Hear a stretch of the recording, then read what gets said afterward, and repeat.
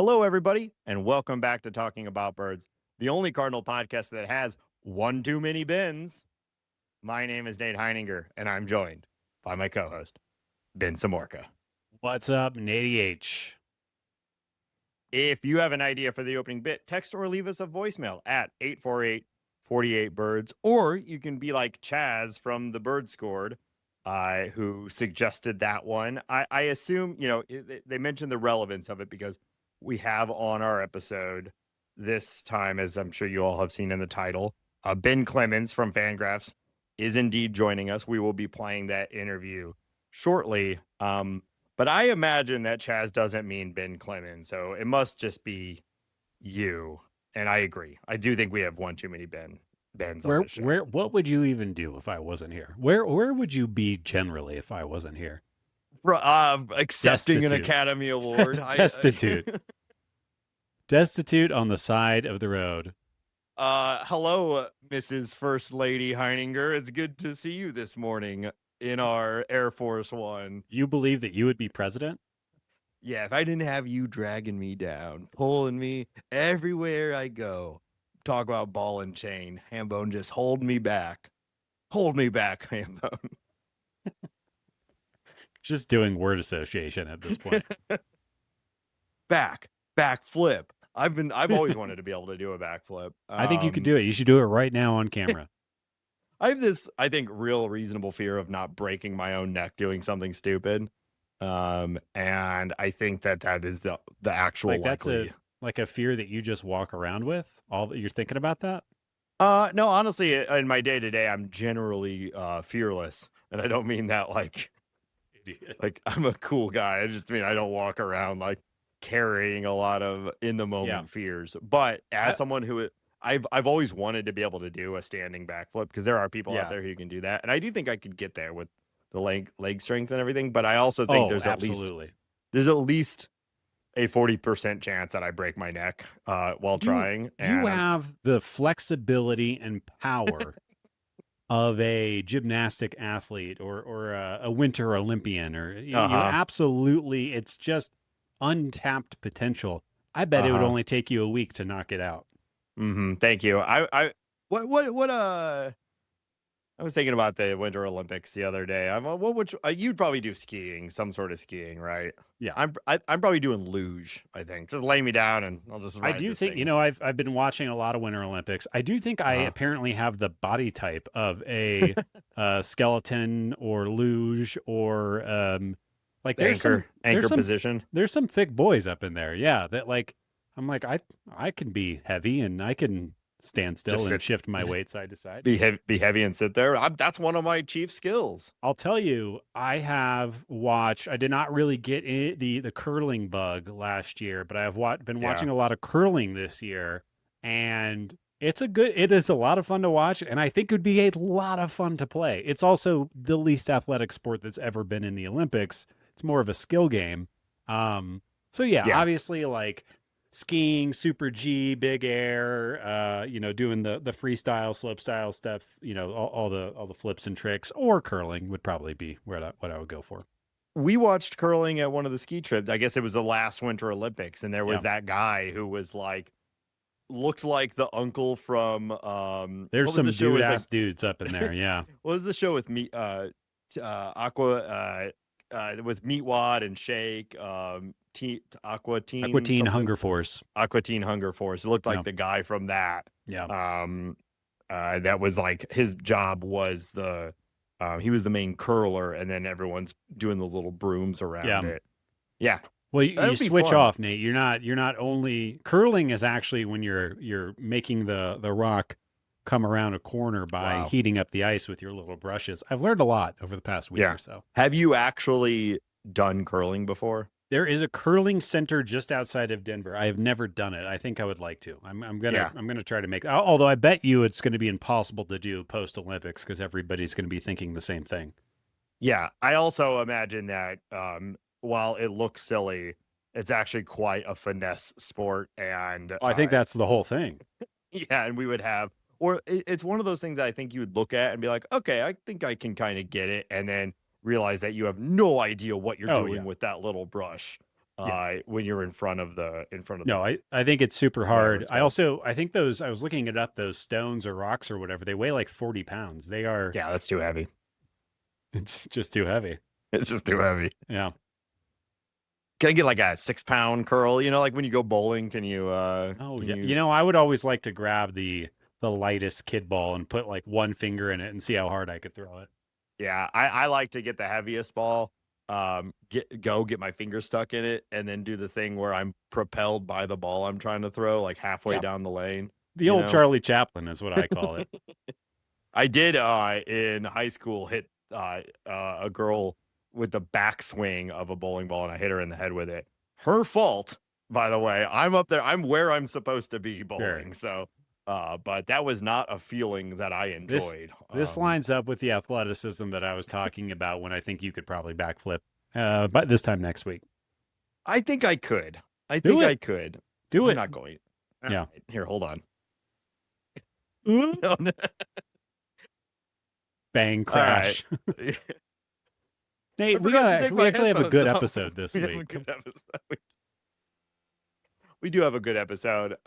Let's get to it. We had Ben Clemens from FanGraphs on, St. Louis guy, but obviously quite successful in baseball writing. So it was a joy to have him on. We're going to play the interview. We also played a little game. We're going to play all of that. And then we're going to come back and talk a little bit about our interview and any takeaways. And then we'll wrap up with a little bit of league news, and then we'll get out of here. So we are going to play it right now. About. Joining us today is FanGraphs writer Ben Clemens. Ben, thank you so much for being here. Yeah, thanks for having me. Yeah, super excited to get to talk to you. I'm curious, how's your off season been going? I know we're finally on the other side of the cold, dark, baseball-less winter. The other sport, the bad sport's done. It's baseball season. How's it been going for you? How's the off season been? This is actually convenient. By the time this goes live, there's going to be a new tool on FanGraphs to look at some of our data like differently. And that's what I've been doing this winter. It's hard to do baseball news when there's no baseball, so I started making some graphs because FanGraphs has been a little light on new graphs for a while. So if you check it out, that's kind of what we do when games aren't going on. Try to make the website better for when games are on.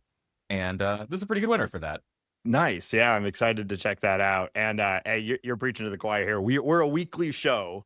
And though it has been a arguably the most exciting. We've had a packed off season. No team has done more. Yeah, right. Exciting, interesting, somewhere in between those two off season for St. Louis Cardinals, but still, we're pretty desperate at times for content here during the winter. But interested to see these new graphs. I think we're both fans of graphs. God, I'm sorry. I'm sorry. That sucked. It's okay though. We're moving forward. Laugh. So I mean, how bad could it be? It was a pity laugh, though. Let's be honest. You both looked down a little I didn't bit. want to laugh. I didn't want to laugh, and I still did. So. I could tell. And really, that's our brand. So, again, thanks for being here. I guess, curious from your perspective, what's your take on the Cardinal off season so far? What's been interesting to you? Yeah, I mean, for me, it's been gratifying to see them actually do a thing instead of trying to do two things. I feel like trying to do two things has been, look, I really liked it for a decade, right? And it was just great that they were always managing to do these two things, but sometime in the 2020s, they stopped being able to, and they kept trying to. So I don't know, I'm not going to be overjoyed to watch the games this year. I'm going to see my dad's getting elected into the Chaminade Sports Hall of Fame this April, which is pretty cool. Wow. Or got elected. I don't know, getting inducted. So I'm going. And I'm like, oh man, am I going to go see a game? Probably, but this is the first time where I'm like, oh, they're going to be way out of it. Yeah. Well, congratulations what time of the year to is your that? Father. April. They won't be that out of it, honestly. Yeah. But there's some hope. The hope will still be there. Yeah. Yeah. I mean, I think it was one of these things where his whole team's getting inducted because he was there when they were like starting to try more at sports, and it's nothing he did, but I'm pretending that it's all him. Is the Jason Hayward of of the team, right? Just happened to be there at the right time when the World Series. Exactly. We've talked a lot about that on this show. Whether you agree with all the individual moves, it has certainly been satisfying to see Chaim Bloom like come in and have a plan and seemingly executing on it. Obviously, like that's the big gamble of a rebuild, something that we haven't really gone through as a Cardinal fans. Yeah, it's gonna be weird, right? Like I'm really not used to thinking of it that way as a fan. Like I analyze other teams, but from the like, this is a team who I own a bunch of their clothes perspective. Like the Cardinals have never tanked since I've been a fan, and it's gonna be strange. Yeah. We actually, we had a question on the show the other day. Love to get your take on it. So if you're buying a Cardinal jersey right now, who like, and you're hoping for, something that you can wear for a long time and feel good about it. What are you buying? Who are you purchasing? Oh, I'm getting Mason Wynn. I mean, I love Mason Wynn. There's other options that are fun. I mean, I might get David Freese and just be like, this was the last time I had an incredible time as a Cardinals fan. But I already have one of those. I would get Mason Wynn. I think that Mason Wynn, well, for a few reasons. One, he's just really good. So that's nice. But two, I think that players like him don't get traded very often. Like the way that teams value shortstop defense is not commensurate with what he's worth to the Cardinals. So I both think that he's going to be great for a long time. And that even though like they're basically trying to trade everything that's not nailed down, I think that Bloom is like value focused enough that he's going to be like, we're getting more out of leaving him here than moving him. So it's a good combination of good player, but not so desirable that he might get moved. Yeah. Almost everybody has come up in trade talks this offseason. Even people you would think that the Cardinals would be holding on tightly to, like Ivan Herrera. He was even floated at some point. But you've really heard nothing about even a semblance of a discussion of trading Mason Wynn. Yeah, I mean, I think that basically comes down to the fact that defense is really valuable, but teams hate trading a lot for it because it feels like a lot more like kind of fragile. Yeah. And I think teams vary so much in their defensive evaluation of players. Like hitting, not that everyone has the same metric, but they've got kind of the same metrics. Fielding's really tough. I think that kind of suppresses the value of fielders in trade, but not to the team. Like he's great.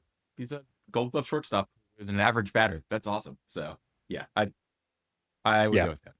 Yeah, that makes sense. It's funny. Like you can go get a good defensive shortstop in free agency, not easily, but the fact that he is young, he's controllable, he can hit the ball. I think he can maybe steal some bases. He can kind of do everything, or at least he projects to be able to do everything. It's pretty great. I agree. I mean, I think the difference between like the guys you get in free agency who can play a good defensive shortstop and win is meaningful, like to your chances of winning. Like getting average offense instead of 20% below average offense is like a really big deal. I think that he's going to be a core Cardinal for a long time to come. Yeah. It's hard for me to imagine like there maybe one of these young guys that the Cardinals have picked up recently is a future Mason Wynn. But it's like looking at the prospect rankings and who's in the minors, like there's not really a guy with these kinds of tools that exist. So you might as well hold on to him. Yeah. Like, I mean, Weatherholt is maybe technically a shortstop, but he's not. Like maybe technically. And I think that generally speaking, like it's hard to get guys with these skills, like the actually plus defensive skills. I mean, there's a lot of shortstops in the system, obviously. Like, people got to stand on the field.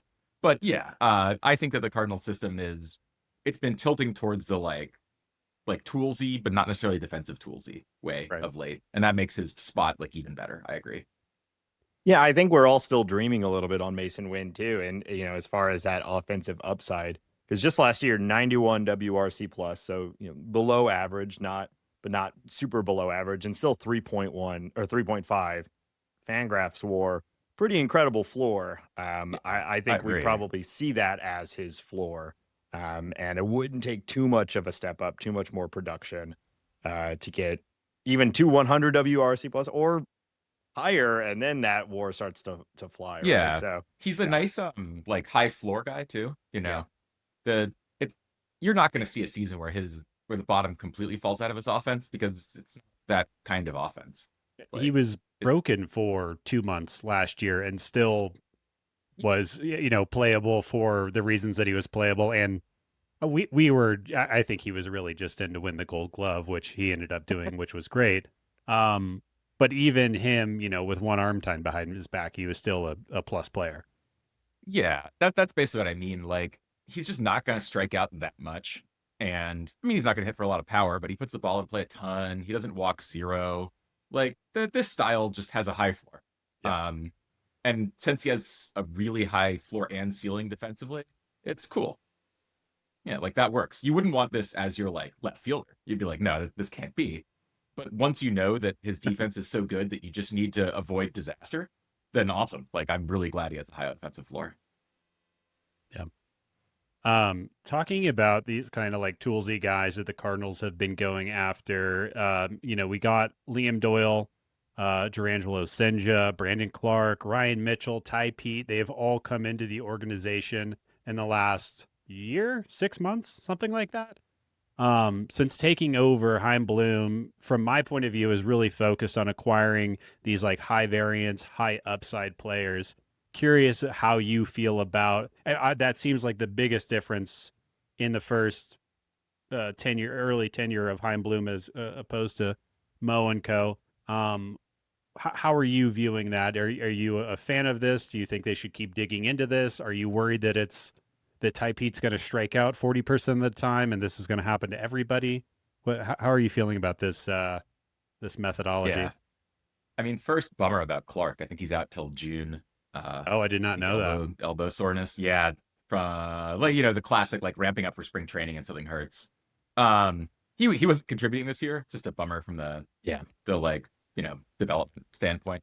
But I like this strategy. I think that this strategy is probably mostly like, they say good artists plagiarize, great artists steal. I feel like Bloom stole a bunch of the ideas for this from his time on the Rays and then later his time on the Red Sox, which is that you should operate your prospects differently when you're kind of rebuilding and when you're competing. And I think the Cardinals very rightly did a pretty good job of drafting for like proximity, like ability to contribute to the team with some certainty, and trading that way too. Over the last however many years, like Mozeliak was really good at that. That's a skill that he had that I think other major league general managers were missing. And so that's why the Cardinals were more able to compete year in and year out than you'd expect. Like, they did a really good job drafting from the back of the draft for like high floor guys who they devil magicked into being good offensive contributors. Brendan Donovan. Yeah, I mean, they were really good at this, and that's a real skill. And it's really important that you not have a bunch of high variance guys when you need to make the playoffs next year. And you're like, I'm going to need 3 contributors from AAA. I know it. Like, I don't know who, and I don't know what position, but the team needs to be backfilled by AAA. Now that that's like not really an issue. I mean, I look through the roster and I look through the rotation, and like, it's not that different from a AAA roster.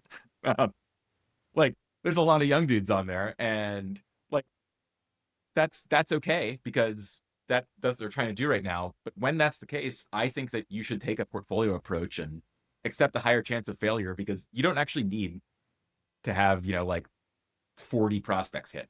You need like 5 to hit like really well. And they're doing a good job of that. I think especially now that they have a lot more prospects in their system. So FanGraphs does a farm system ranking where we just like, we use some formula to ascribe a dollar value, like really rough, very broad, to every player that we rank formulaically. And the Cardinals are second. Just like shocking to me, honestly. That happened very quickly. It happened very quickly. And the way it happened is that they just got a lot of guys. I think we do a top X prospects where it's like the guys worth ranking, basically. And some teams are like the top 25 prospects, the top, 16 prospects, the top 31 prospects, 53 for the Cardinals. Yeah. And that was, there's going to be more. that was a few weeks ago now, I think. I was looking at Longenhagen's article it was either last year or the year previous, and I think it was like 23 or 25 Cardinals. So we have doubled that. Also, like, I'm not saying McGreevy is flamed out, but he's kind of he is not on that. Like, there's a lot of players that are affecting the major league roster that aren't even on that list anymore, and we've still doubled it. It's pretty Yeah. wild. So I think that in that context, it makes a lot more sense to be taking swings. Like when you have 53 dudes, you'll find some back of the roster guys. This is like the old Cardinals teams where it's important to prioritize floor. You're gonna back into some floor on accident. Right. So I really like swinging for the fences with your development guys, given that. It is interesting too. We've noticed, like with all of these trades, all of these moves, they really have prioritized quantity in the return. We have not seen like a true. I think a lot of us were kind of hoping for going into really at the start of the teardown last half season was some sort of package deal where we're throwing in like three or four of these logjam players, it's like Nootbaar, Gray, Contreras, and a bunch of money, and we get a Roman Anthony equivalent. Yes, exactly. We get a blue chip like going into like they're going into the lineup, into the rotation, wherever, right out of the trade, and we really haven't had any of that. I think Cijntje is the highest ranked prospect that they've acquired, which makes sense. Donovan was the best trade piece they had, and they got the best return. But even him, like, consensus very some question marks. Yeah, but he's still, we said it on our show, and you wrote an article about the Brendan Donovan trade and the Cardinals in general. But like, there's a possibility that no one from the Brendan Donovan trade actually makes it to the major leagues.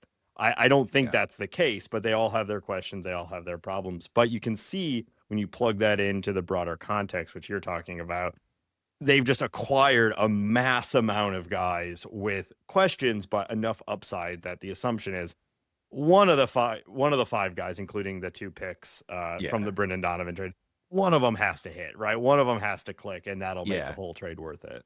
Actually, so two things I think are pretty interesting there in what they're doing. One is that I think the market is mispricing those blue chip prospects right now. Like I think that they've looked at what's been going on in free agency, that the better, like the top free agents are kind of getting a disproportionate amount of the money now. Yeah. Like, and they've kind of applied it indiscriminately to like top prospects.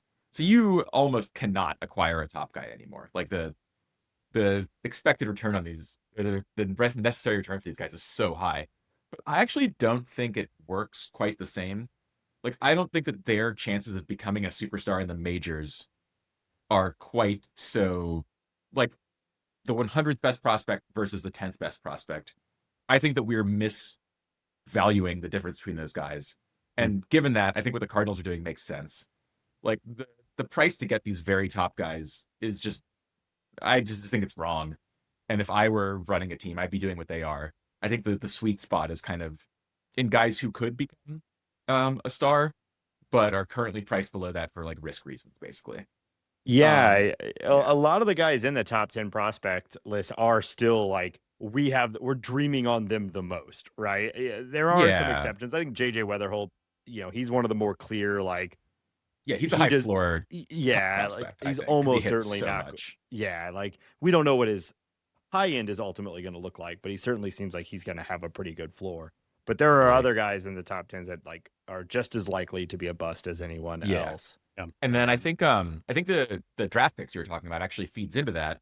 One of the ways to get these guys is via the draft. And I don't know who they're going to take with those draft picks, obviously. But then this is something that I am like late to and still kind of understanding from our prospect guys. The draft pool for these slots matters more than the draft picks. Yeah. So they're going to get like $2.5 million to spend on signing bonuses from those picks. And one thing they could do is sign players worth $2.5 million with those picks.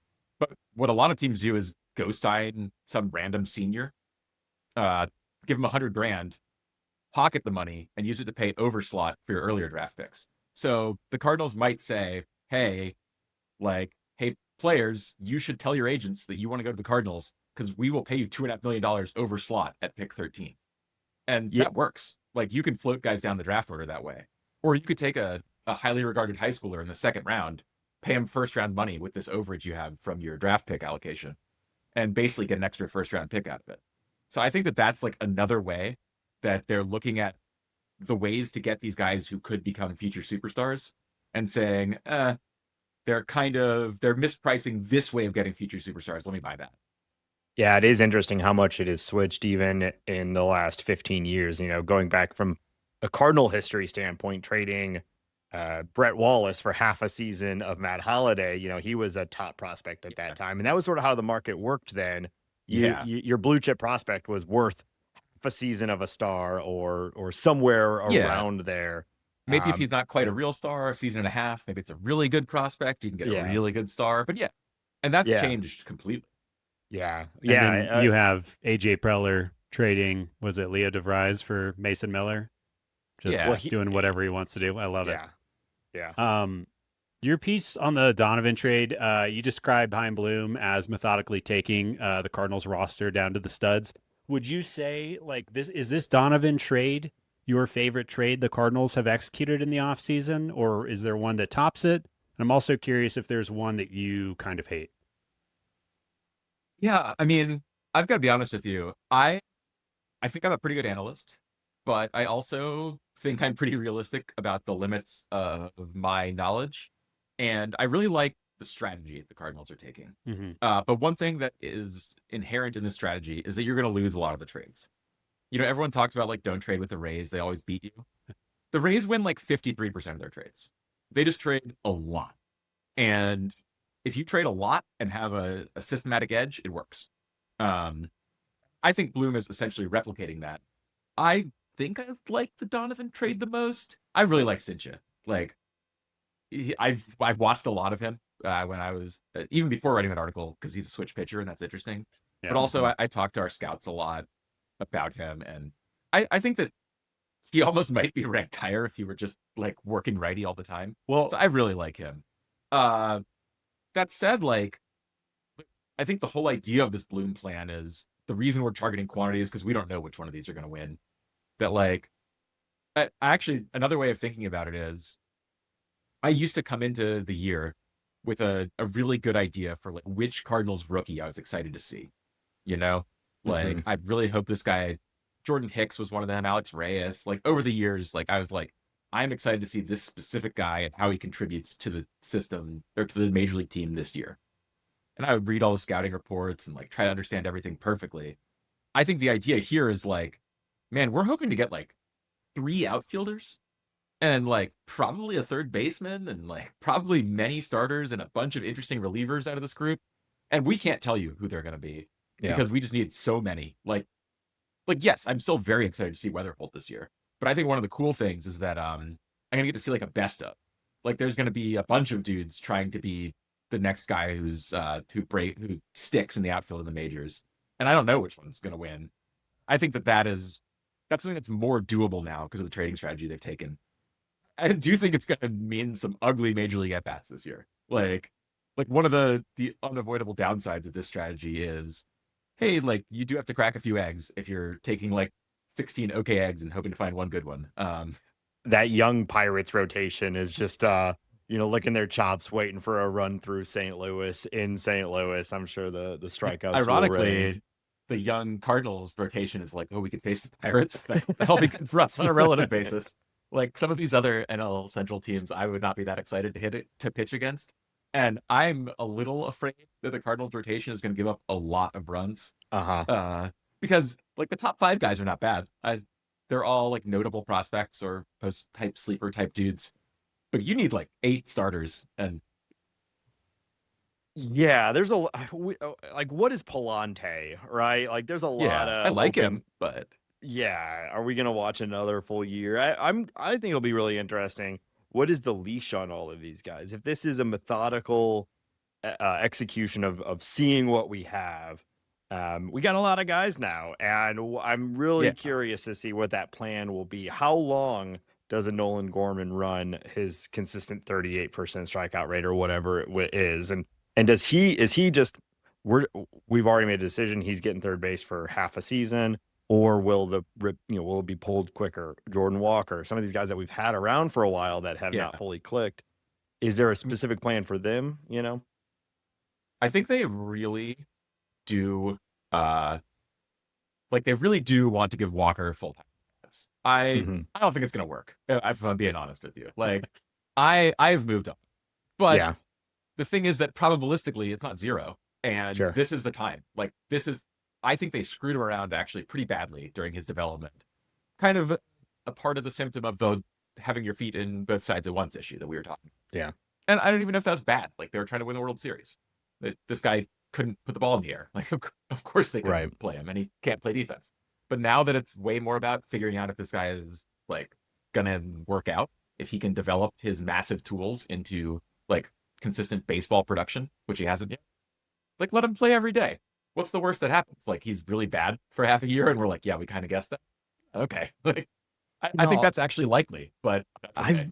I've been yo-yoed so hard on Jordan Walker because I can't get it out of my head the upside. Like of all the of all the prospects the Cardinals have, you could still argue he has the highest upside of any of them, right? And maybe not even close. I guess JJ and Liam Doyle and things like that might argue with that, but still, like the dream of your 6'7" monster who just goes out there and rakes and runs faster than everyone is, insane. But it's Aaron Judge bat speed. Yes, right. Well, there was just I just saw another thing going around, like last year's top 15 bat speed, and it's like almost exclusively the best hitters in baseball and Jordan Walker. There's a few other O'Neal Cruz, Jordan Walker, and like a bunch of all-stars. Yeah, there's a few duds in there, and even O'Neal Cruz, we'd all be, I think, pretty happy if I would make that trade. If we got O'Neal Cruz, just one O'Neal Cruz season from Walker, I think we'd all be like, all right, finally something fun. Maybe Walker needs to go to that teacher man hitter, that hitting instructor that Aaron Judge goes to. You know what I'm talking about? Sure. St. Louisan. Really? Just get all the big monsters together, all the 6'7", all these giant. Get Ellie, O'Neal, Judge. I did see that Walker went to Driveline this winter, and I was like, I don't know, man. They usually make you swing harder. Like we were kind of following that, and it was a lot of talk about like the hip diving out and the stance being wrong and fixing those things. And I don't know if you've seen him so far in spring training, but he kind of holds the bat a little more like parallel to the ground now. So he's made changes based on their instruction. But I gotta say, I love that he's trying to make changes. Like the thing that would be most worrisome to me is if he were doing nothing. And I'm not a hitting instructor. I can't tell you if these things will work. It's funny that he's going to Driveline, the place that is like synonymous with velocity. For a guy who's like, I've got all the bat speed in the world. Yeah. But look, it's kind of the same deal. Like, doing something is good. Sitting in the position where he was and not changing would have been a sign to me that it was definitely not going to work out. So yeah, I'm glad. I don't know if it'll work, but also like I really hope it does. So yeah, I'm glad they're going to give me a chance to find out.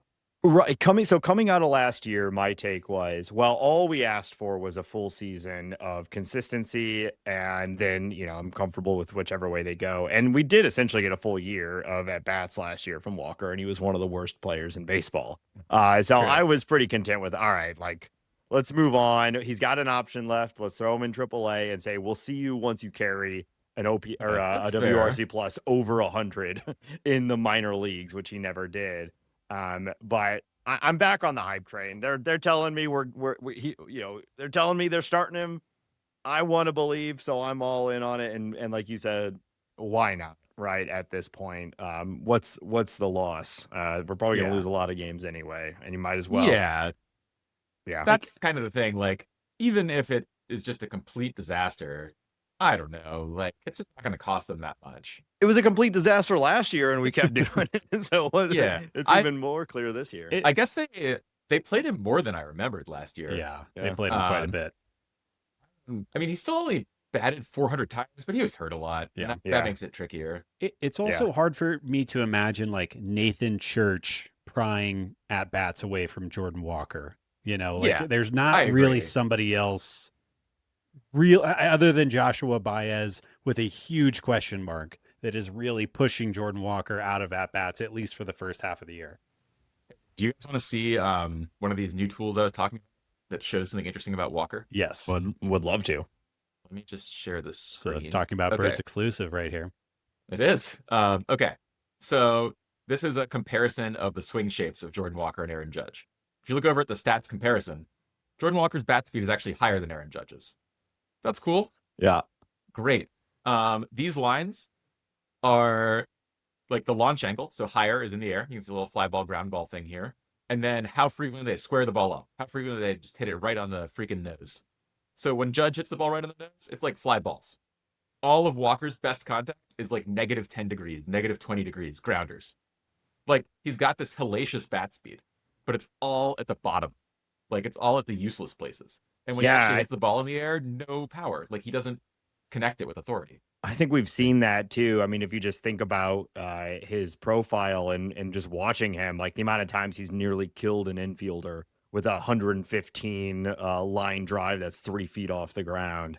Yeah, and then you can also see if I put what's interesting too is you see the ground ball square percentage for Walker is 63%, for Judge it's 61%, but Judge also squares up fly. Yeah, I see. Yeah, and then it says 48% for Walker. That's interesting. Yeah, so if that's you look huge here, delta. These circles are frequency.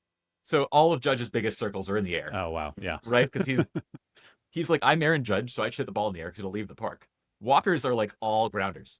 He just like, he might have this giant swing, but he hasn't been able to like operationalize it to get the ball in the air. I think that is really, he's too tall. I mean, something about his ability is that he's hitting down. Like, you can really see it from this graph. Yeah. And I feel like that is, the Cardinals know this, obviously, right? Right. We might not have had a great way to explain it before. I'm hopeful that this tool is useful for stuff like this. But that's what's going on, is that, yes, like, it is easy to only look at bat speed and get carried away, because look at this. Like the thing that he's doing is not valuable. Yeah. If you told me, like, I can have the strongest man in baseball, but he only hits grounders, you'd be like, oh, that sucks. Like, what are we doing here? And that's basically what's happening. Right. So, well, you look at Isaac Paredes, and I'm sure his batted ball profile looks exactly opposite, and he is a better hitter than Jordan Walker, even though he has no bat speed. And oh yeah, there you go. Yeah. So like Paredes has no bat speed, but he hits no grounders. And hits the ball pretty flush in the air. Yeah. Yeah. Full lift and pull guy. We just need, like, you can be successful just lifting and pulling it. Walker's just trying to hit it as hard as he can, and it's just going straight down. Yeah, exactly. So that's kind of my take on Jordan Walker, is like, I'm willing to let him see if he can get this like work. But it's not working right now. Don't let people tell you that this is just like some expected stats thing, or if he keeps swinging hard, the results will come. No. Right now, the results are not coming. He needs to make a change to unlock this, and he hasn't. So I hope he does, but we really need to see it. Was Chaim Bloom on the Rays when they were trying to fix Yandy Diaz? I think that time. I wonder, can you just copy and paste the Yandy Diaz thing to Jordan Walker? So 1 second, let me pull this back up. We're going back into the tool, folks. Plug for the YouTube channel if you all want to. Obsessed with using this thing, but I mean, look, you can succeed with this profile. Here's Yandy. He's basically just Jordan Walker, except he leaned into it. He was like, "Oh, I can't square the ball up in the air, so I'll just like optimize my swing to hit these low line drives." Yeah, the circles are just a little bit higher, right? So they're a little higher and they're a little further out. So he's kind of accepted that he cannot hit the ball in the air. Like, look at how crappy his. I have this thing that you can add where you see where home runs happen, and neither of them are in the where home runs happen area. But Diaz is a lot closer. He's got a lot more valuable batted ball contact. Yeah, he ends up around 20 a year too, right? Which that's valuable. Well, what's also crazy is that his fly ball percentage is lower than Jordan Walker's. However, his fly ball squared percentage is about double of Walker's. So that's even when he's like, when he gets in that opportunity, he is able to capitalize. He's just not really going for that. Just because it's like kind of a weird squared up percentage is how often you hit the ball basically flush. Right. So like pretty close to as hard as you can hit it for how hard your bat's swinging. So it like swinging harder makes these like it is not like this is the only thing that matters. Your bat speed matters too. But if you have Jordan Walker's bat speed, this is just a bad shape. Like, what are you doing? So that's basically what I'm saying. There are ways to make this work, even if you can't be a full loft guy, and he just needs to figure it out. Yeah, I think it seems like he's going to get it at bats. I'm not convinced figuring it out at the big league level makes the most sense. They're like, That's actually a good point. Yeah. There's kind of a narrative of like, what more can he prove at AAA? And the gap between AAA and MLB has never been larger. But he also hasn't succeeded at baseball at all for 2.5 years or something like that. Yeah, now. he was even bad in AAA. It's true. Right. Yeah, that's an interesting question that I don't have a good framework for thinking about, which is like, what level is each player best served by learning it? Because obviously, like, if you put a 19-year-old in the majors, that's not helping them develop. If you put a 30-year-old in single A, that's not helping them develop. Right. So, like, I don't have a good concept for like where you should be along this curve. But I guess one problem that I have with sticking him back in the minors is like, he's 24, man. Yeah. He's in the majors for 3 years now. There's just not a lot of time left. Like, if he needs to go spend 2 years in the minors figuring it out, then it's too late, unfortunately. And now, he might maybe crush because of the age difference. And yeah, he's been seeing big league I- spin for a year or 2 years. He can't hit big league spin, but he can hit minor league spin. And then we all get excited about Jordan Walker again. And he comes up and he can't. I mean, hit I would big league take it. spin. Like, Sure. I really do think the likelihood, the most frequent outcome here is that it just doesn't work. Like, like massively the most frequent outcome. And yeah, I kind of buy your point about like, I don't know whether it's better to learn it in the majors and the minors. I think I would just as soon do majors because that's what we need him to prove eventually. But and like, back to the point of like, are we going to watch 600 at bats of Nathan Church? Or are we going to just do the same thing with Josh Baez, who it also might be too early for, and he might strike out a billion times? Like, there's no. Is there anyone? Matt Koperniak? Is Matt Koperniak going to take at bats away from Jordan Walker? Like, none of that really makes sense. I don't think. Yeah, I mean, like, I'm looking here, and Walker didn't exactly force his way onto the team. Like, when he debuted in 2023, he'd been like okay in Double A the year before. But he had been a 20-year-old in Double A with a 21% strikeout rate. Even there, it wasn't obvious. But they needed an outfielder, and that was what I was talking about. How in those days it was much more about like, this roster needs to make the playoffs. Now I think when you see a call up, it's going to be because that guy's earned it, and like that is it's a hard thing for us to do as analysts. I don't actually know how good any of these guys are, right? Like, I have estimates, but they're gonna tell us, or at least they're gonna give us a lot of new information. And the Cardinals are finally in a position where they can actually react to that information, which I like. They kind of used to not have a choice. It's like, we've got this new information, so like, cool, let's try to win 87 games. It's like, like, none of this information is relevant to us, so we have to do the same thing. I'm thinking that this new situation will be good for them. Again, not this year, but I think over the coming years, this is a good plan to get back to like a team that like wins a bunch of games. I do think that it means that the average minor leaguer they call up will be doing better. Yeah. Well, also the ceiling of the major league team is lower, so it'll be more impactful. To kind of pull it back like 30,000-foot view, I think you guys at FanGraphs have the Cardinals projected at 75 and 87. Pacoda was a lot less. I think Pacoda had their wins in the 66 range. It was, I think 66, something like that. Yeah. The same way that we don't do a good job of projecting the Brewers, Pacoda does not do a good job of projecting the Cardinals. They've got like we miss the Brewers every year. Like, I'm willing to say our model does it wrong. Well, yeah, you guys have the Brewers at 81 and 81, and that's a hard disagree for me. I think I know why it doesn't do it right, and I don't know if it'll ever be fixed. It's like it's a model shortcut. But I think Pacoda has a Cardinals issue, kind of the opposite direction. I think where they're like consistently weird. I get that, like, looking at Zips and the projection systems, looking at Bryce Terang and it not really knowing what to do with that kind of guy, because I don't really understand how that guy puts up 4 or 5, 6 WAR. He's a weird player. But so anyways, FanGraphs 75 and 87, Pacoda 66 wins. What are you thinking? Like, what do you expect? Are you expecting like slightly below 500 baseball, or are we going to be competing with like the White Sox and the Rockies for the bottom of the baseball this year? I think no to the second question. Yeah. No way. There's like way more good players on the Cardinals than there are on those teams. It's just like, if you're just saying like guys who could be on the Dodgers bench, there's like not very many on the Rockies. And there's a lot of Cardinals who maybe could be on the Dodgers none. bench. Yeah. Yeah. Like Hunter Goodman, maybe. Oh, yeah. There you go. Hunter Goodman is good. You don't know It's this, a but problem. Ben is in Denver. Is that he's wearing a Rockies hat right now? The traitorous purple there. But he's forced, being a big baseball fan, but living in Denver, he sees a lot of Colorado Rockies. Yeah.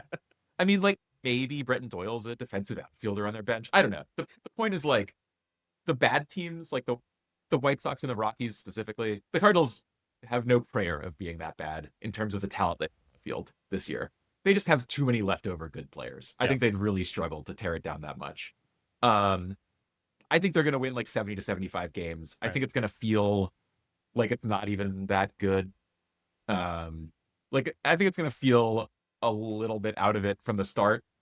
And I don't know how much of that is actually because they're going to have less chance of winning or because, like, no one's going to know any of the players.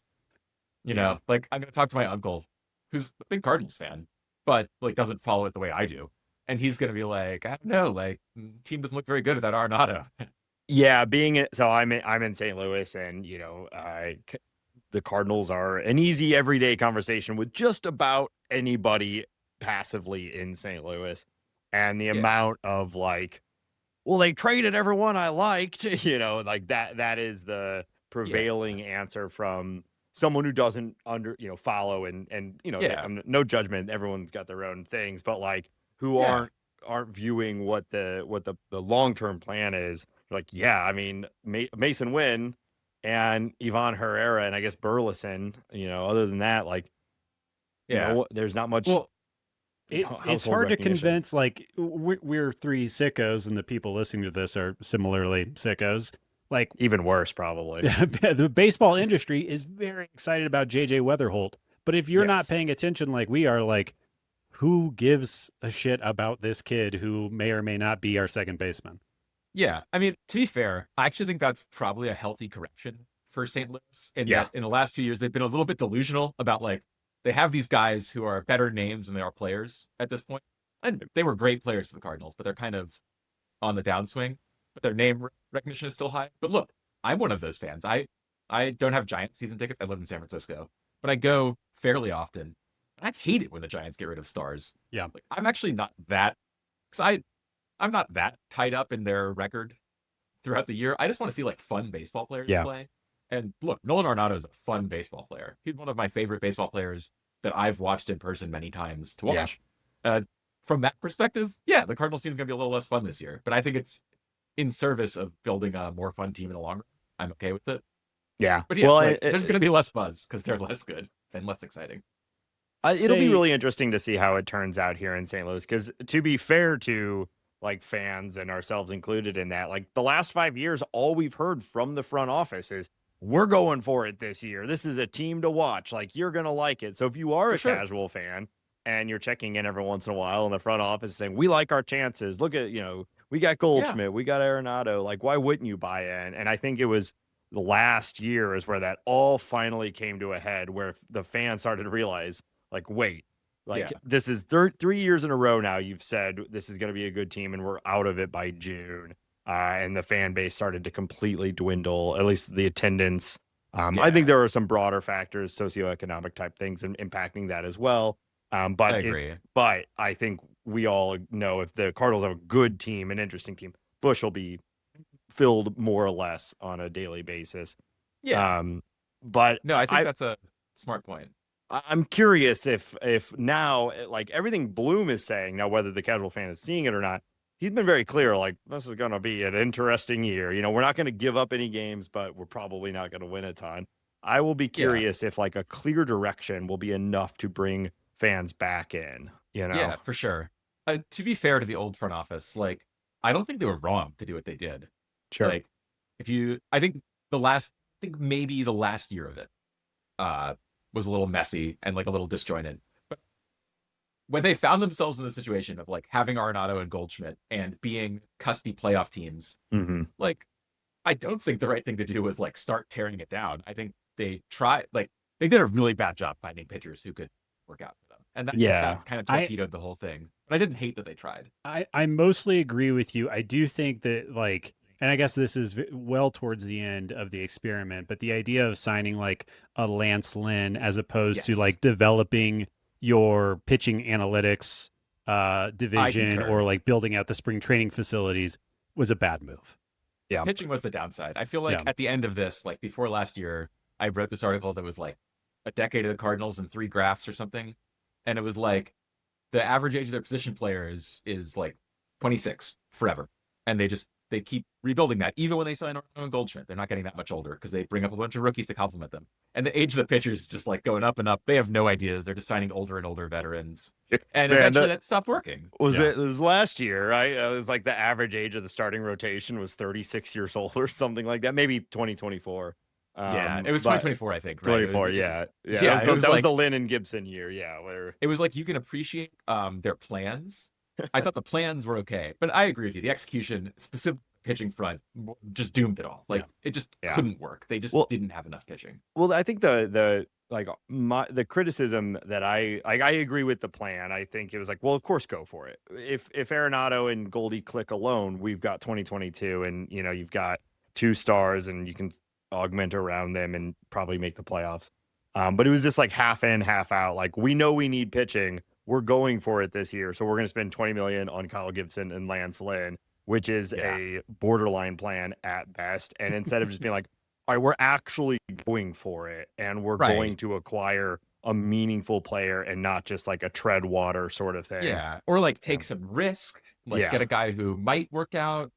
But honestly, Dustin May, like we've been a big fan of the Dustin May signing. Like that would have made sense in 2024. I actually think an equivalent. That one's a lot like these trades where like, what's probably going to happen? Dustin May will not pan. Yeah, But probably. you know what might happen? Dustin May's great.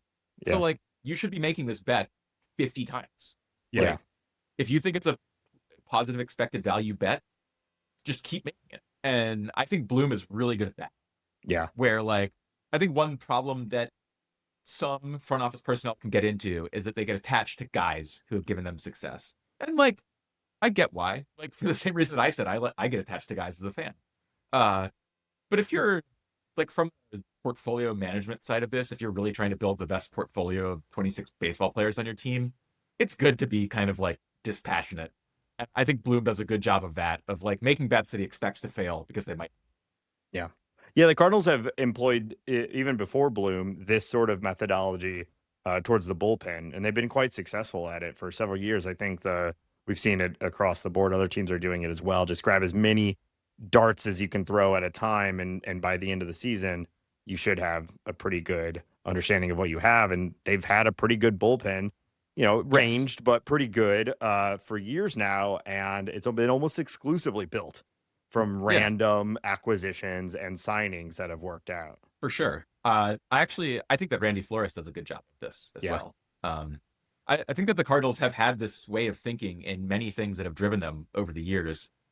And look, we'll see what happens when they come out on the other side and start trying to like make the playoffs consistently again. Because Bloom didn't do a good job of that in Boston. He was a little bit too like, always play the odds, always keep splitting one piece into more and building for the future. I think he'll learn it. Like, if you're good at games, you understand when it's time to change tactics, and I think he is. I also, obviously, I don't know, but the feeling that I got was that John Henry and ownership group was kind of pushing and pulling. They were saying, let's be the Rays, but also go sign, Yoshida or something like absolutely. that. I feel like I'm hoping that the DeWitts have a bit more of a clear spending limit, what he can work within, and it's rather than doing like kind of yo-yoing back and forth. That's a really good point. That's a really good point because it only works like your plan is only as coherent as ownership's plan. If they're incoherent, yours can't be. So yeah, that's a good call. Like I said, I think he's gonna figure it out. It's that hard. Like the Orioles have failed this, but most teams who do this kind of building haven't. Yeah, the Orioles, the Nationals have really struggled as they have now traded most of the pieces from the Juan Soto trade. They're on. I'd say their problem is a more fundamental problem, which is that they don't understand how to rebuild.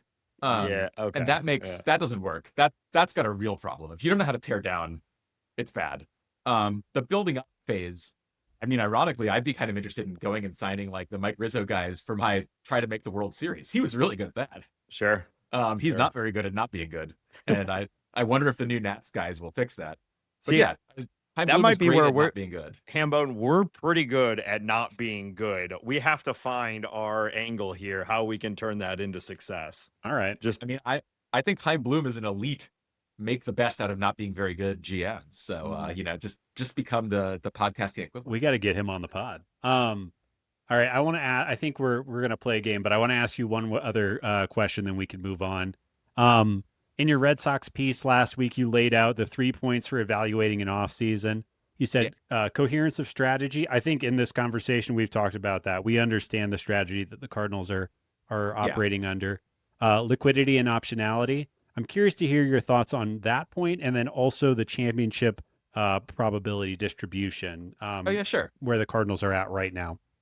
Yeah. So like you said, coherence of strategy, really coherent. Perfect. It's easier to be coherent this way. So grade that on a curve, but they made no mistakes in coherence of strategy to me. They had a goal. Every move was in pursuit of that goal. Good work. Liquidity and optionality. I mean, they're not spending a lot of money right now. They're spending, I think their major league roster is the second lowest. Yeah. So is that liquidity in itself? So the thing that I think that you're missing here, that is missing from a straight discussion of that, is that it's also helpful to have good players locked up for a long time.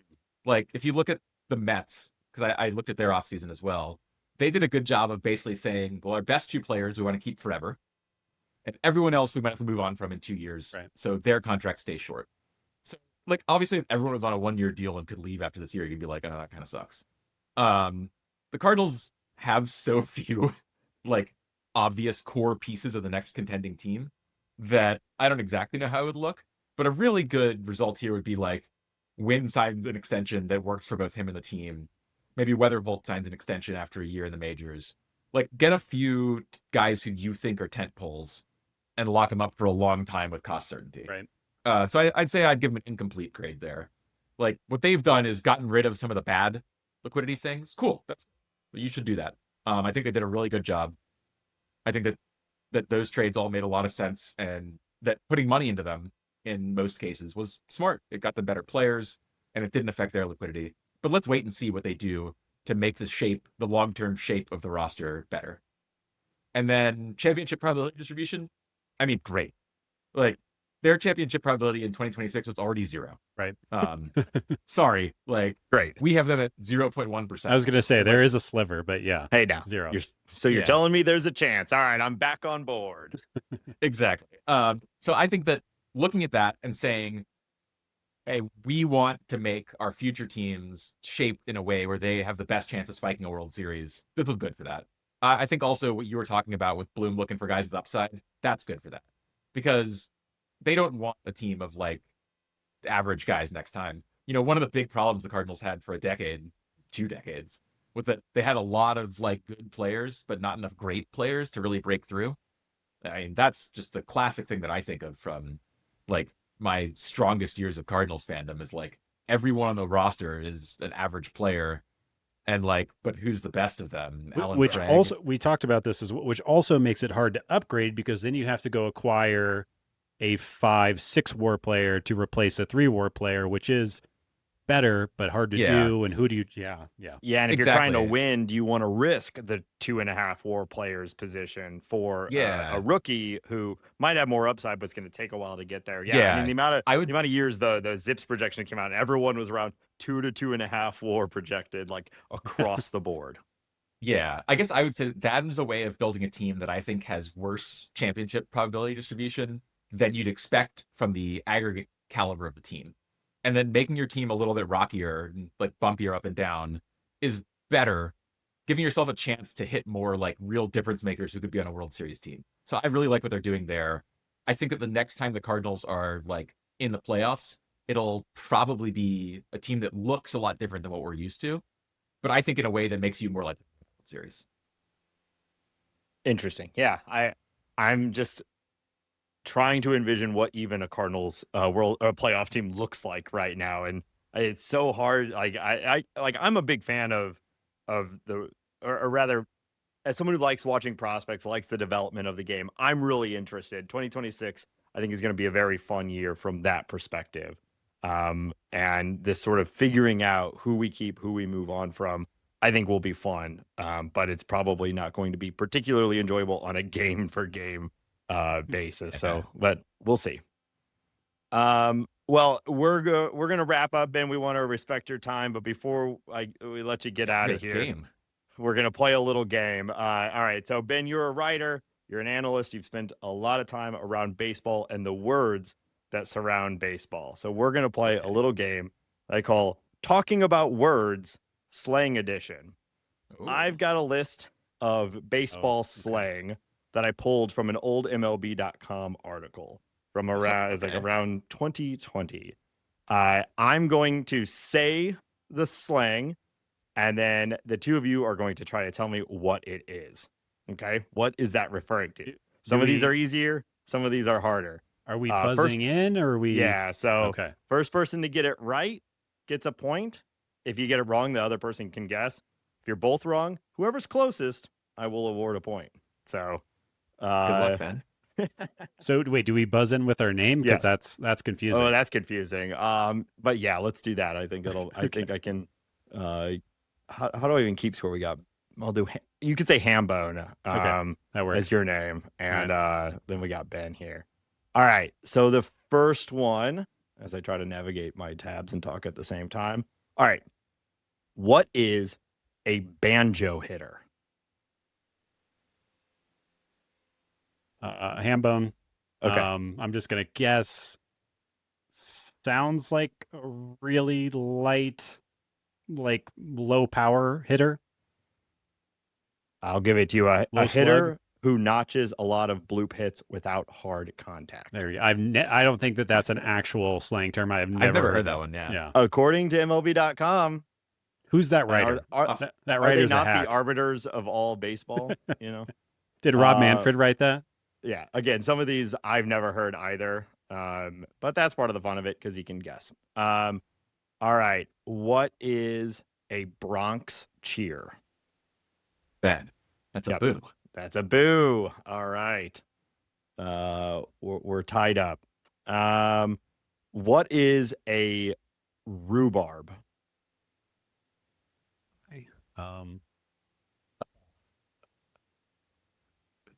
A Hambone. I'm just gonna guess on this one. Bloop hit? That is incorrect. I'll with like a bruise from sliding. Okay, both incorrect. It is a fight or scuffle. And so, Ben, I'm going to give it to you because I think you're definitely closest there. That's a half point at best. Come on. I would say maybe 0 for that one. No, hold on. I said at the very beginning, whoever's closest, I'm giving a point to. And you said a bruise. This is like a rhubarb? Are we sure this is real slang? I don't know. You know, again, this is all from MLB.com. I'll send you the article. Well, I will take it under some protest. All right. Let's see. How about a Baltimore chop? Hambone. Okay. Oh crap! I'm not gonna. It's like a swinging bunt where it like bounces off a home plate, and you try to run to first. Okay, a ground ball that hits in front of or off of home plate. Okay, and hops. It says hops over the infielder's head. No, it's not. Disagree. Yeah. Did AI write this? What is going on here? I'm straight up copying from this MLB.com article. Okay. Yeah, it's from the pre-AI era too. Yeah. Oh, fair enough. What is a Texas leaguer? Oh, Ben, I think that's like a fly ball that lands in front of the outfielders because it's not hit hard enough. That's right. A hit that drops between an infielder and an outfielder. Do you have the etymology of that? No, but I think Ben probably got it there. Like, you know, Texas leader didn't hit it hard enough because they're this Texas League is not the major league. Okay, all right, yeah, whatever. Yeah, I think that's what it is. I don't know what it's from, but yeah, I've heard that one before. What is a PEA?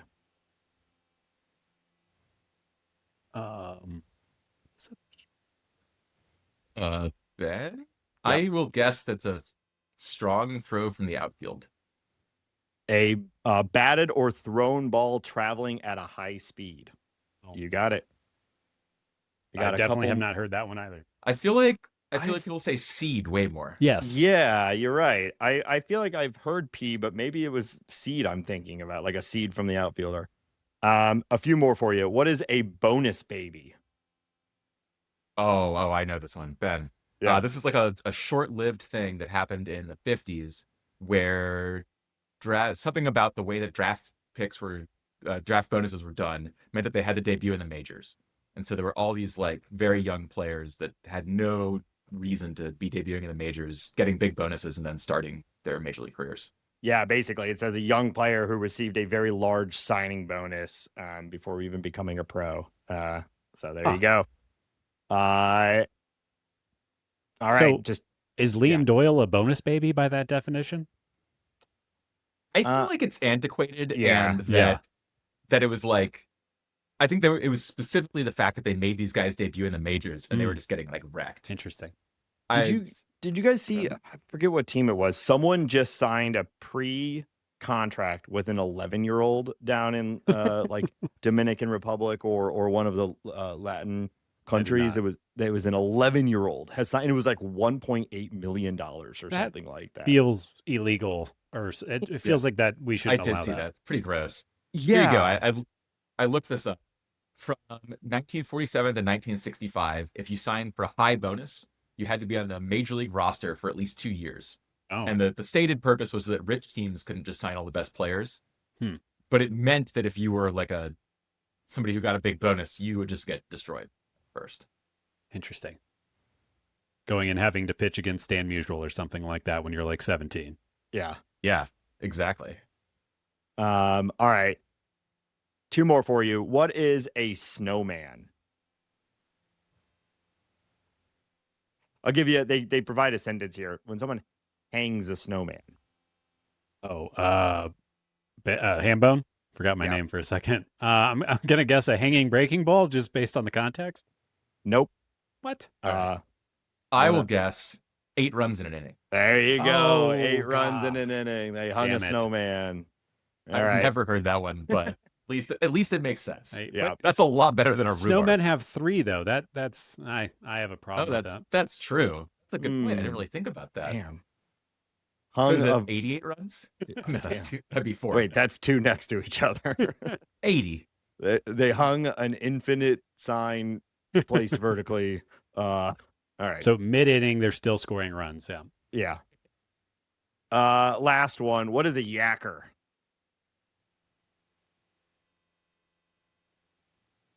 Hambone, I just got to win a point here. A yacker is a oh God, I'll just say something. A pulled home run, a deep pulled home run. Incorrect. Ben, you want to take a guess? I do. I think it is a big curveball. You got it. It's a curveball through a yacker. Wow. All right. Well, Ben, not only were you a fantastic guest, you are also the winner of this game. You smoked Hambone over here 7-2. I knew bringing 7-2. Really? I thought 6-2 maximum. I think the rhubarb point has to come off the board, even with it out. Actually, I feel like Ben's answer was so bad on the rhubarb one. I'm going to take that point. So we'll do 3-6. Okay, I mean, sure. That was pretty bad. I mean, I think worse was putting rhubarb in this list of otherwise like somewhat reasonable baseball slang. Yeah, I didn't even throw everything that's in there too. I tried, honestly, I tried to find the ones that were like the weirdest, sure, and were going to be the hardest to guess because there's a lot of stuff, moonshot, things like that. You'd all know immediately, and I didn't want to just be like, who can say the name first? But whose still, internet connection is faster? Yeah. But either way, like despite the obscurity of these, Ben, you got a lot of them correct. So great work. That is Talking About Words, slang edition. And Ben, we've been talking about your work this whole episode, and but if our listeners want to track you down and find more of your stuff, where should they go? Yeah, they should just go to fangraphs.com. I have paid a lot of days. I write a lot there. And if you want to see those tools that I just previewed, they're at fangraphs.com/lab, LAB, and they'll be live, I don't know, tonight or something. Nice. Well, this will come out tomorrow. So And they're up. Then they're going to be up. We had Dan Zimborski randomly decide to reveal the order in which the Zips projections will come out next year on our show, or at least where the Cardinals would be in that list. And now we got you guys are breaking FanGraphs news here. Yeah. Just tell your friends, if you want to break any FanGraphs related news, there's a Cardinal related podcast to go to. Ben, thank you again so much for your time. We are huge fans of FanGraphs. I'll skip the pun there again, but it is our go-to for everything on this show when we talk about stats and whatnot. So thank you so much for having me on, guys. This was really fun. Huge pleasure to have you. Thank you. Thanks, guys. See you later. All right, Hambone. Thanks again to Ben. We really, really appreciated his time. It always surprises me whenever we get someone like with such credibility on the show. But I think it went well. Such credibility, and at least he acted like he didn't hate us, which, boom, win.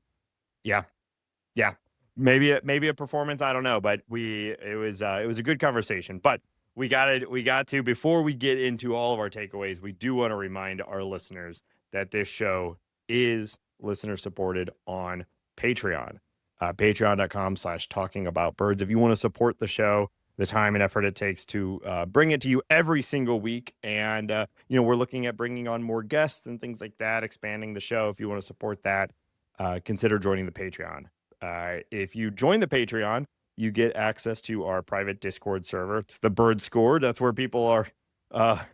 The roasts are coming in right now. We got a lot of great roasts for opening bits, and you can certainly contribute there, or just use it as a resource to talk to other Cardinal fans, and really talk about breaking news as it's happening. Shout out to all of the patrons. We really appreciate you. We also appreciate anyone who takes the time to leave a review on their favorite podcast platform. And of course, baseball season, it's in the air, Hambone. So if you're talking to your friends and your family about the Cardinals and baseball, throw a rec. Give them an old Talking About Birds reco. We appreciate that. Hambone, where else can people find us online? We are on all the socials. You can find us at Blue Sky, Instagram. We have a TikTok. You can watch this episode on YouTube if you'd like to look at us.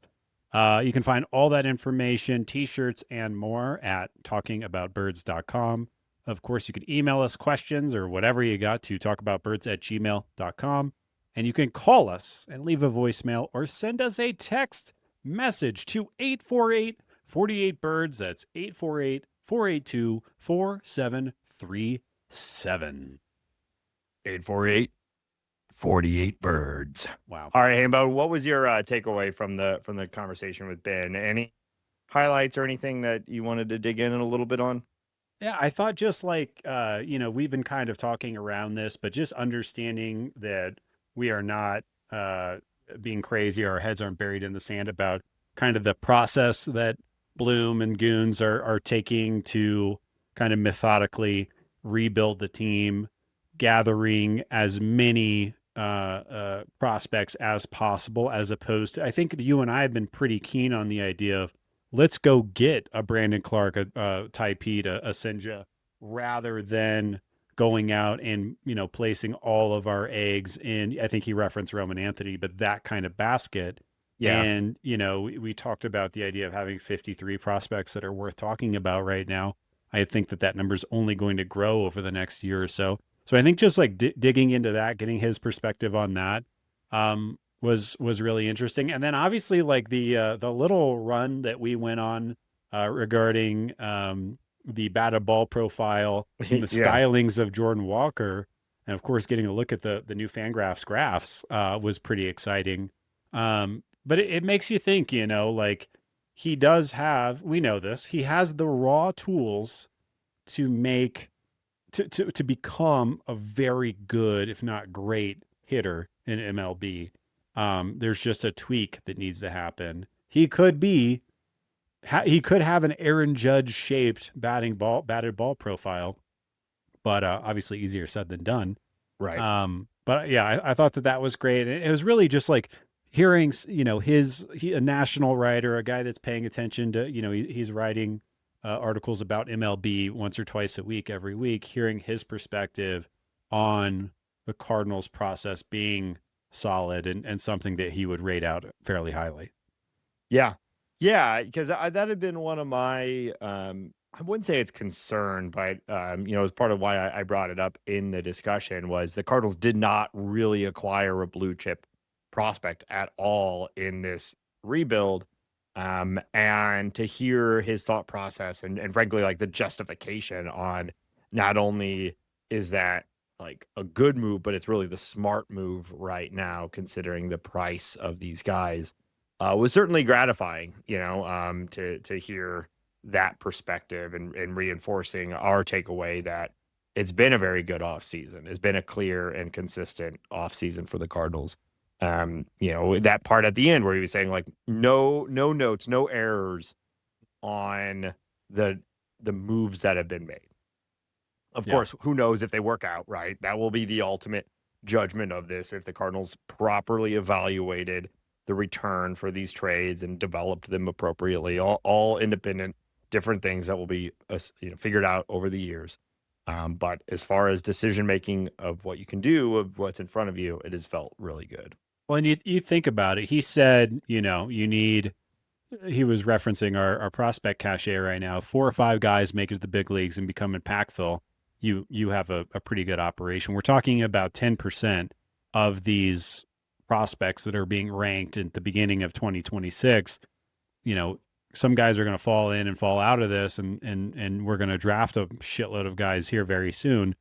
You think about if 10% of these guys elevate themselves into being above average major league players, that does not sound impossible. And the timeline of that should be 2 or 3 years.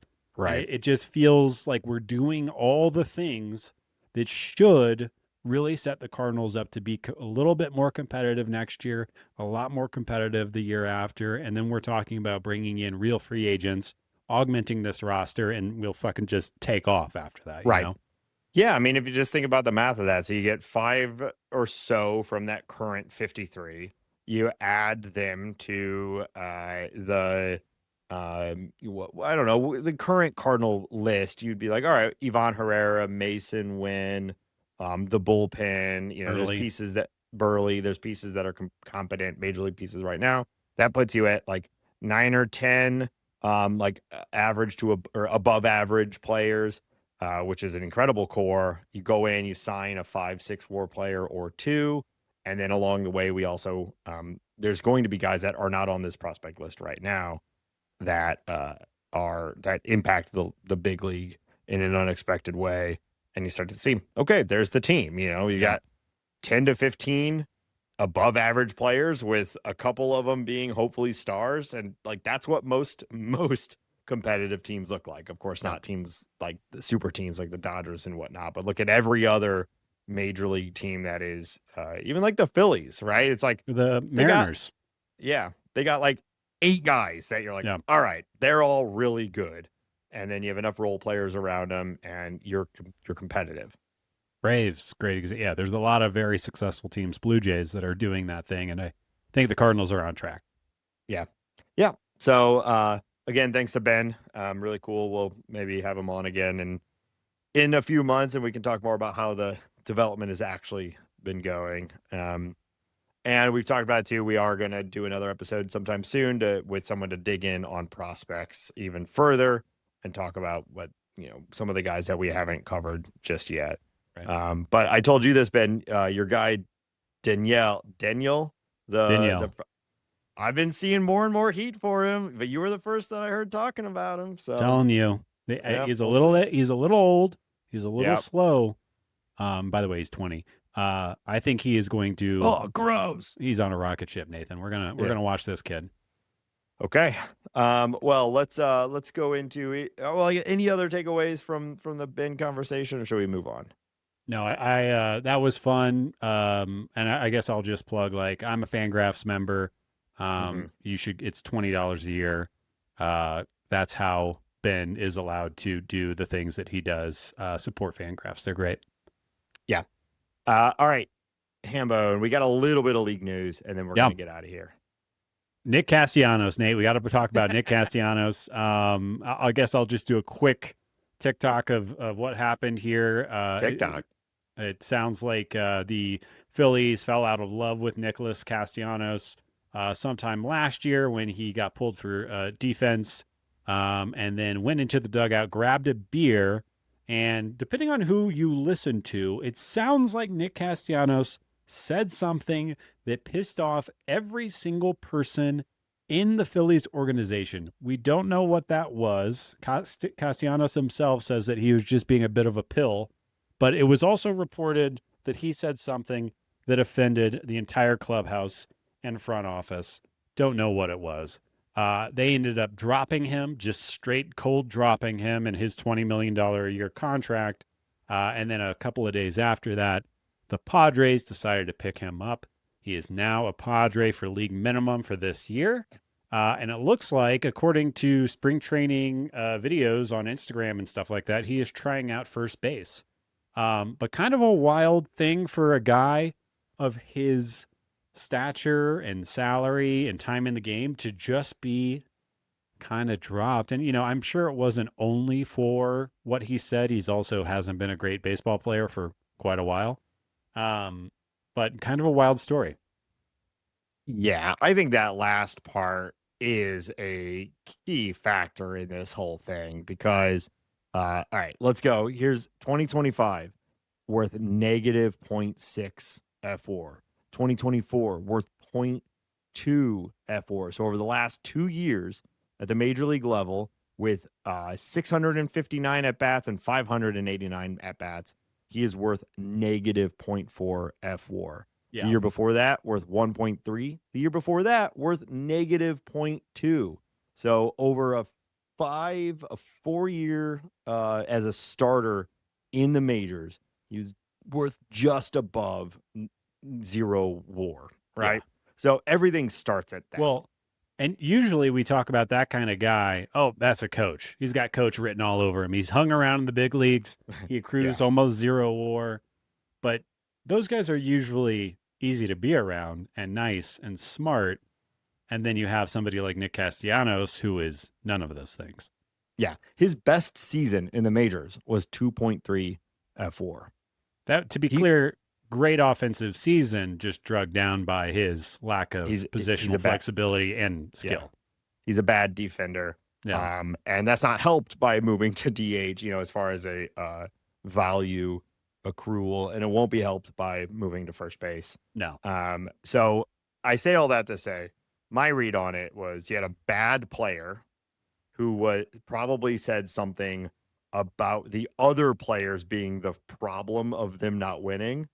And it made everybody mad because it's like, dog, you're being paid $100 million and you're one of the worst players on the team. Yeah. You don't get to tell Trey Turner, Bryce Harper, Zach Wheeler, perennial MVP candidates and Cy Young and whatnot, that there's that, like, the appropriate answer is, he's like, I need to be better is the only thing he could say that is a reasonable thing to be saying while you're mad.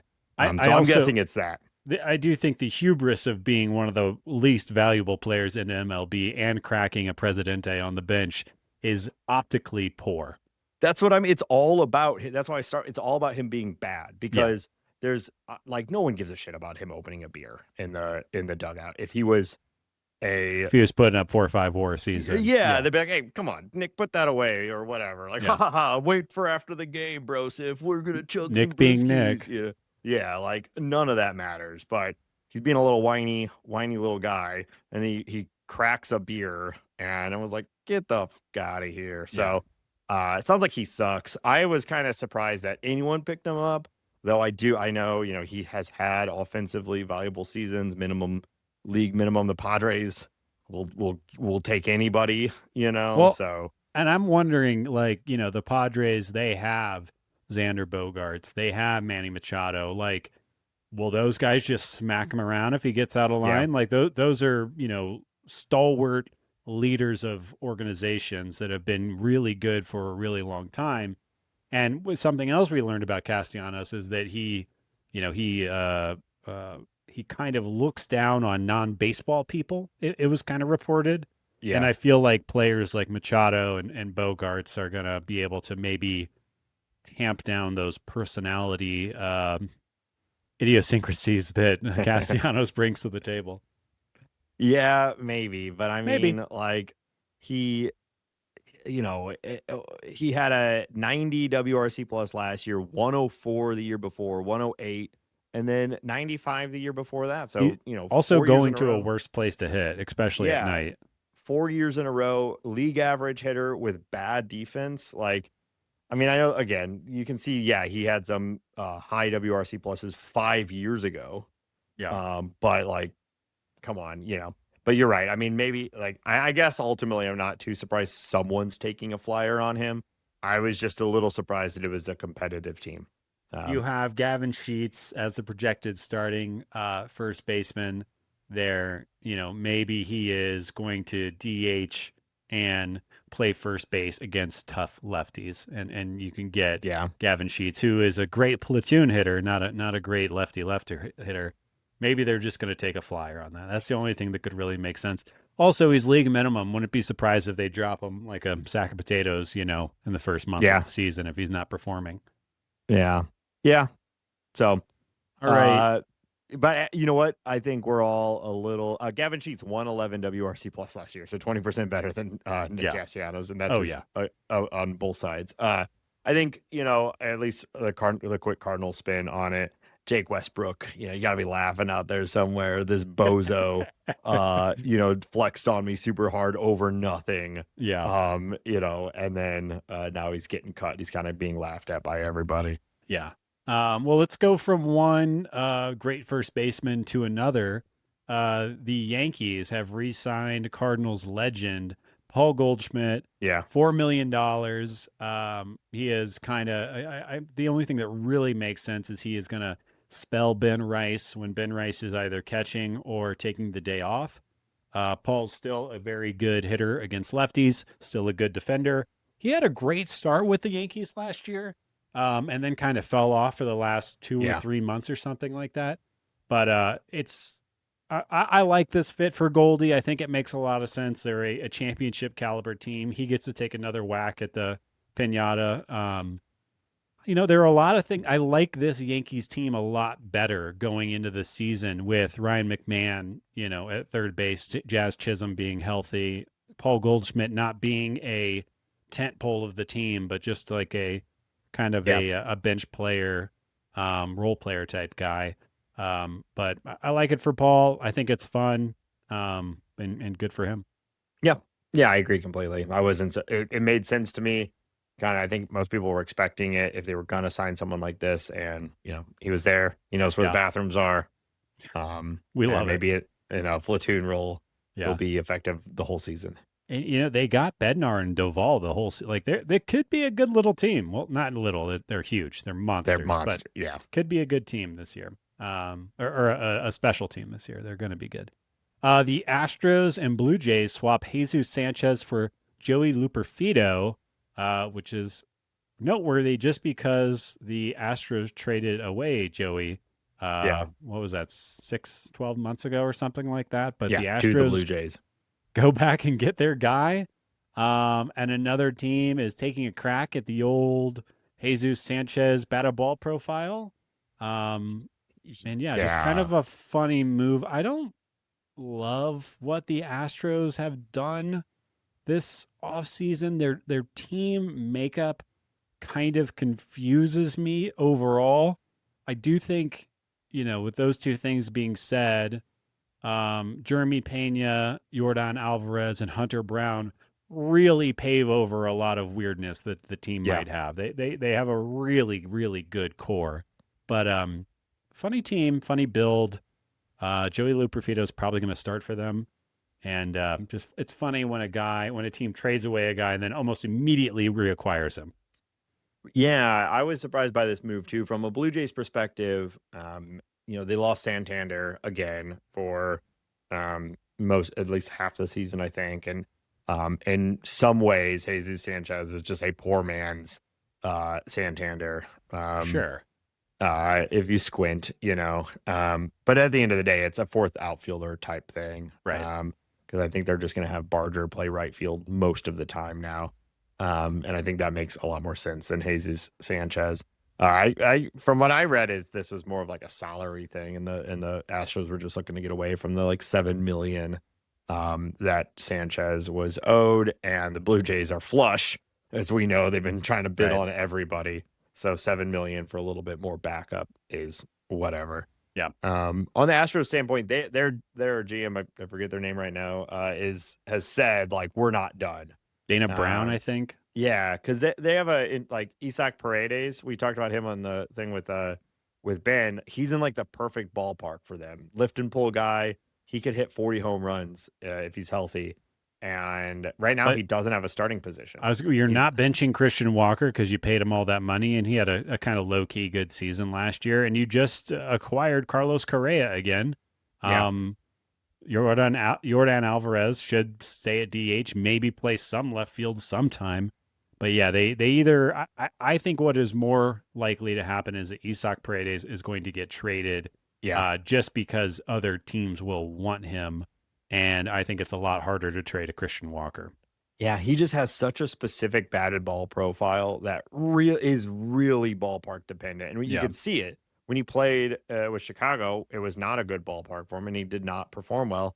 He gets traded to Houston, and immediately, he hits 20 home runs and like 300 at bats or whatever. Yeah. But he got hurt, and now they're not prioritizing him, which I don't know. I'm sure there's some metric they know that I don't know, but it seems to me like they should be making space for him, or get him to play outfield or something. But you can't trade Altuve. I would be very surprised if you trade Carlos Correa after just having acquired him. And unfortunately, like I said, I don't think anyone's going to take Christian Walker. The other option is to put Isaac Paredes at second base, but they seem to be dead set on moving Altuve back to second base after left field went horribly last year. So they also don't forget about Cam Smith, who should probably be starting most days, who hits the ever-loving shit out of the ball. Like, they're a weird team. Yeah, but they said they're not done, so we'll see. Yeah. Yeah, and again, I was digging into Hunter Brown's numbers the other day. He had a really, really nice year. Yeah, he good. All right, final piece of news. Jeff Passan reported on Twitter a couple of days ago that the MLBPA executive director, Tony Clark, has resigned after an internal investigation revealed that he had an inappropriate relationship with his sister-in-law, who had been hired by the Players Union in 2023. So it sounds like they had a Players Union meeting that ended abruptly. And I'm guessing that meeting was just to tell Tony Clark, hey, man, we gotcha. We don't like what you're selling. We have a very important negotiation that's coming up, and you're not our guy. We don't get a lot of these sort of salacious, like the MLBPA leader has to resign in shame because of a situation with his sister-in-law and her getting a job. It's like, all right, it's kind of fun. I mean, it's terrible because they're about to go into one of the highest stakes, negotiations in a long time. And tell you what, you got to bring real easy rule: don't have sex with your sister-in-law. I feel like that's a pretty easy. Now, is it interesting that the Players Association, who I have to assume is filled with philanderers, they're baseball players. They're traveling for half the year. They go from port to port. They go from port to port. They're basically pilots. It is funny to me that they have weighed this moral judgment at a extremely crucial time. But I assume it's the job getting, because if it was just simply that the act had occurred, it would be like, okay, maybe that's a problem, maybe not. But the fact that she was another member of the PA, right, yeah, and they were sleeping together or whatever was happening. Yeah. Yeah, I think it's that definitely agreed, but it is like it is a moral judgment. Unless he was like funneling her fun, I can't imagine. I guess we'll find out more, but Yeah. it's a fascinating story, and I agree. We don't get this much high drama that is relatively harmless, as opposed to the Aroldis Chapmans of the world and Oh, everything like right. Yeah. Yeah. There's certainly no shortage of like horrible news stories about these people doing terrible things. I don't want to discount that, but this one just felt a little like, oh yeah, it's like a little more soap opera-y, that. A a little more little page more. 6. Yeah. Yeah, exactly. Yeah. So all right, well, I don't know. We've been promising like a deep dive on the upcoming CBA and like the ramifications of all of it. And we kept kind of keep hitting it at different angles. So we need to do that sometime soon. But frankly, we have like a year before all of it really kicks off. So, and I suspect we'll have plenty of time to talk about that when that happens. Yeah, I think we're gonna have a lot of show outline space around that Yeah. time. So we'll follow. We'll see. So, but that is going to do it for this episode. Thanks again to Ben Clemens. And we will be back next week. As always, please check out the links and all of our different things at talkingaboutbirds.com. Consider joining the Patreon. Shout out once again to the patrons. And that's going to do it. So until next week, go Cardinals. Let's go, Benz. Boo.